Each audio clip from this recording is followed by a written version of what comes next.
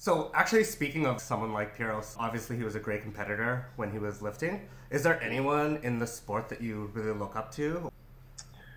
I mean, there's not really anyone specifically that I look up to, like one day I want to be this person, because I mean, there's certain things that I take from each athlete, I suppose. I mean, the Chinese have amazing technique.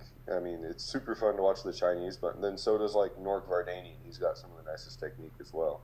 True. And so it's like, I don't know, it's fun to have multiple like grab bags, I guess. It's a grab bag of things that are cool. Do you consider yourself like also a fan of the sport? Not really. I mean, if you say some famous weightlifter from the 80s or 90s, probably have no clue who you're talking about. So, what do you think your kind of strengths and weaknesses are, and what's your priority in training? I've always had super strong legs. I mean, like weirdly strong for my weight. And age? Yeah, like we heard that you squatted 200 when you were 13, and you were like 65-ish kilos. So I've never been lacking in a squat surplus. Yeah. So those have always been good, but generally pressing strength, like military press or anything I can't use my legs in, is where I falter a little bit. Your shoulders are pretty big though. Like that is actually surprising. Yeah, I mean they're stable, but like I bench like 125, and like that's it, and that's like for one rep. So I mean, pressing strength it's not comparative to my leg strength. Oh, okay. Wow, that's pretty amazing. Cause wow. Yeah. So do you emphasize that in your training then? If it's so much noticeably lower than leg strength, it's a place where I can obviously improve. I mean, if my pressing strength goes up, jerk stability is going to go up, snatch stability is going to go up, and it's going to help preserve shoulder health. So, we've been focusing on it. It's getting a little bit better. I think that's something that will surprise a lot of people. Somebody that can behind the neck jerk 200 struggles with, possibly a 70 kilo strict press. 70, 80 kilos. 80 kilos is probably closer to what it is. Okay. Yeah. But, that sounds better. Yeah. 80 kilos. That's true. I mean, we do so much overhead stability work. Like, I mean, I've yoke walked 200 for 50 feet. So Overhead? Overhead, yeah. Oh, overhead Jesus. yoke walked. Yeah. So, I mean, if I can get it overhead using my legs, it's not a problem. It's like if I can't use my legs, like Yeah. that's where it gets bad. As far as your motivation, are there any rivals or competitors that fuel your motivation? I like to look internationally, of course, like for a long time. But I mean, it wasn't ever realistic for me to chase anyone. Like when I was in the 77, it's like, oh, what did Lu Xiaojun do? Oh yeah, I'm never gonna touch that as a 17-year-old 77. So, That's actually... I mean, you can look internationally, but it's like, yeah, okay. I mean, they're kind of on a different playing field right now. Are you looking more at youth, juniors, or just everybody? So I mean, for a long time, it was like, okay, who are my youth competitors? And then once I beat all them, it's like, all right, who's in juniors? And then I'm working on going through them, and then obviously seniors as well. I was going after EHOB. That not being a fan of weightlifting in general, I have to figure out who my competitors in the 85 are. This is awesome. We'll figure that out. And then I'll be able to tell you who I'm chasing then. But for a long time, actually, I was really chasing CJ. Like, even though we weren't in the same weight class or anything, he had a high-end Sinclair. He was, like, the American weightlifter. So I was chasing CJ for a long time, trying to, like, gain the number one U.S. male slot. Yeah. And, like, become a dominant force in youth weightlifting, at least. And I have actually finally done that. I think I'm actually ranked ahead of CJ now. Now that you mentioned CJ, actually, yeah. So for a long time, like, I felt like he has been 15 forever or like 16 forever. Yeah, and people talked about him for a long time saying, oh, well, this guy's, like there was a Vice video that was like, oh, this guy's the next LeBron James of weightlifting or something like that, which is not really relevant. But yeah, like he's gotten a lot more attention than you. But like, I would say that your results are quite similar, like throughout. Even back then, yeah. Yeah, like even back then, like your results were quite similar, but he was just a lot more popular. Do you know why that was a thing? Personally, wait, before you answer, I was always your fan. To be clear.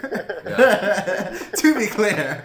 But yeah, like I just didn't really understand why. Like he was getting a lot more hype than you were.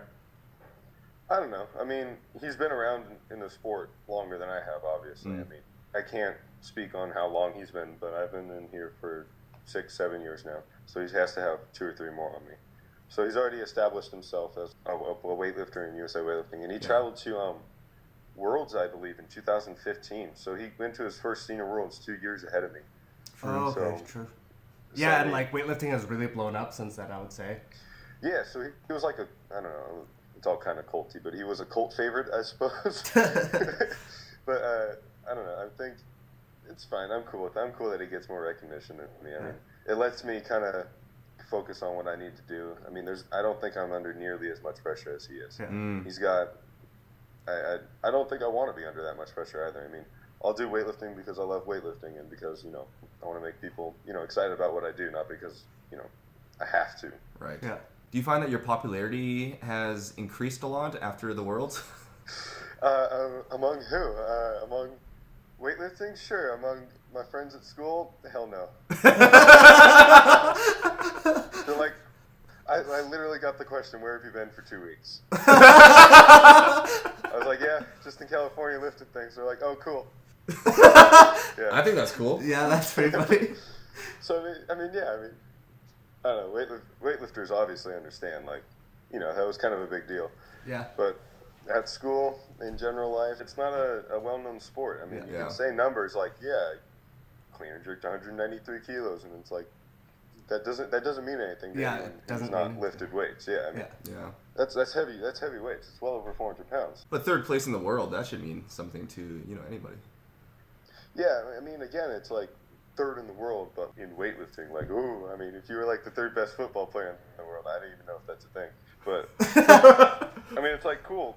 You're good at a niche sport. Hopefully that changes. Hopefully, people understand weightlifting better. The sport in general. I think it's just a general lack of understanding that doesn't allow people to understand what's good and what's like. Yeah, I think the thing is just like at the highest level, people make it look so easy. So like people just don't get that they're like, oh, this is super hard. Because when your 193 clean and jerk didn't look super hard, I was just like, oh yeah, I could probably do that. It's or like, when Lasha snatches well over my clean and jerk.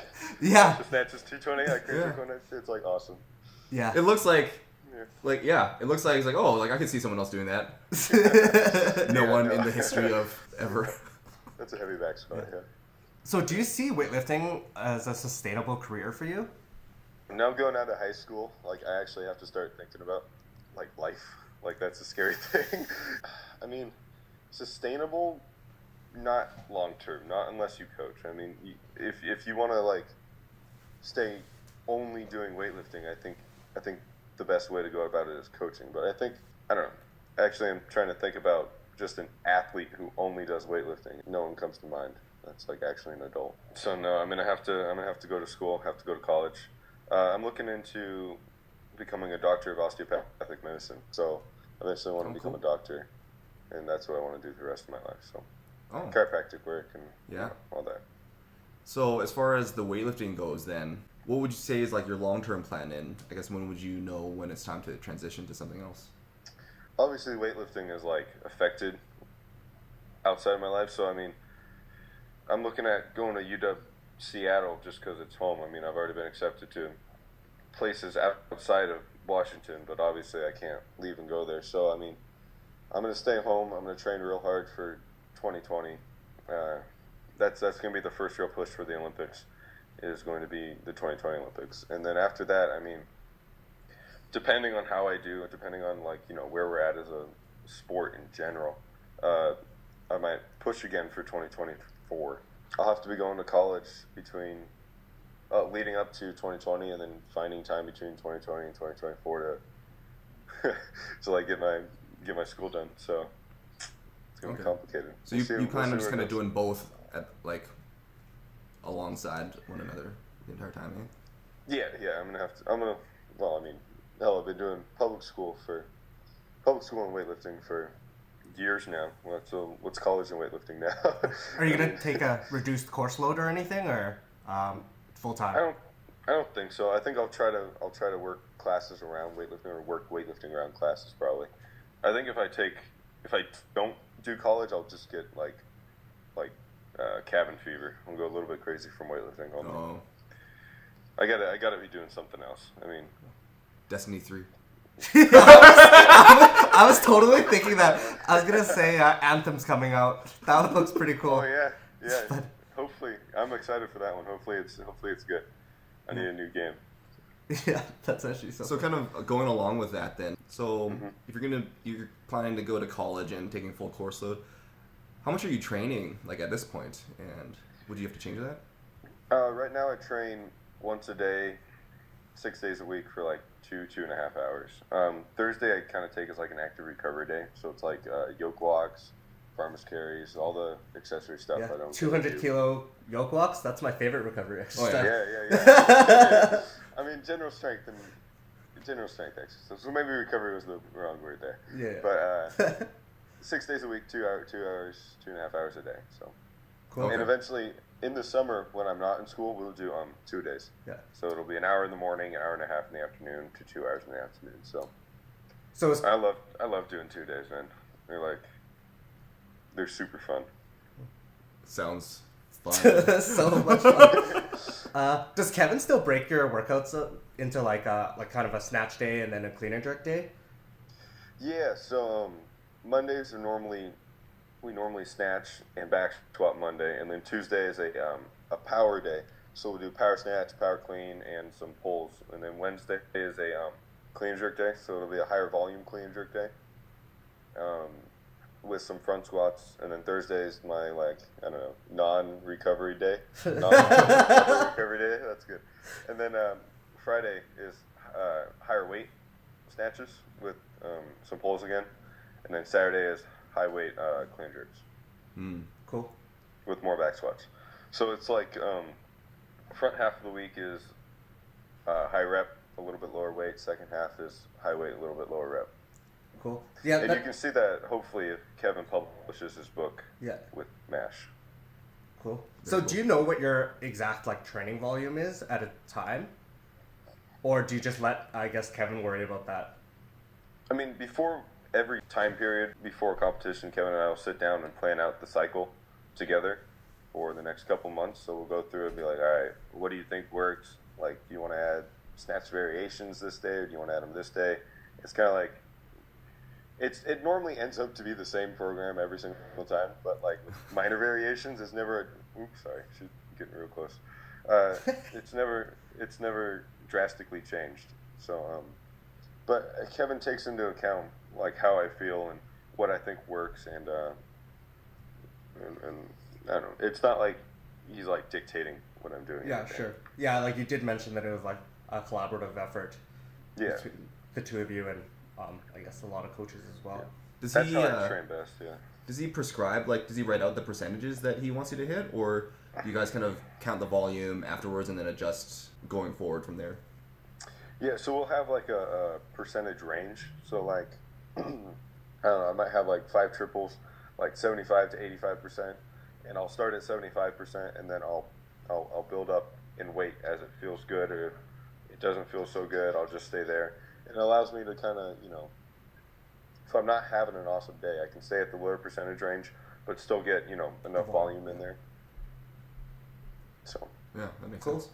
Yeah, so when you mentioned your general strength work, so other than your overhead yoke walks, like what else are you doing? Like farmer's carries? Do you do any bodybuilding? I've actually started benching to fix that little bit of an imbalance I got between pressing and leg strength. So we've started benching more. We'll do some like dumbbell presses for like shoulder health, and it's a lot of anti-rotation work actually. So like, I don't know if you guys have noticed it, but something we see in a lot of American weightlifters at least is like a disparity between left and right side.